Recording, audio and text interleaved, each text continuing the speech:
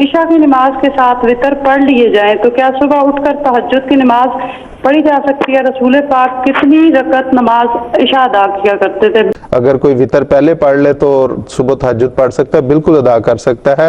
हजूर सल्लल्लाहु अलैहि वसल्लम से फरमाया कि जो बाद सहाबा जो थे उन्हें ताकीद की हजूर ने कि पहली रात के पहले हिस्से में वो वितर पढ़ के सोए। मसलन हजरत अबू हुरैरा के मुतालिक आता है कि हजूर ने फरमाया कि उस वक्त तक नहीं सोना जब तक वितर ना पढ़ लो, और फिर सुबह उठ के वो तहज्जुद पढ़ सकता है। और उसके साथ उन्होंने ये पूछा कि वसल्लम कितनी रकत पढ़ते थे।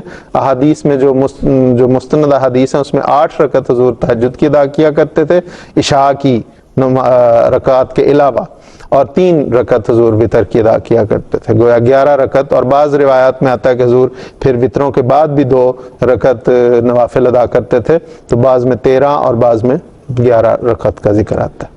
जी ठीक है ज़ेर साहब, बहुत शुक्रिया।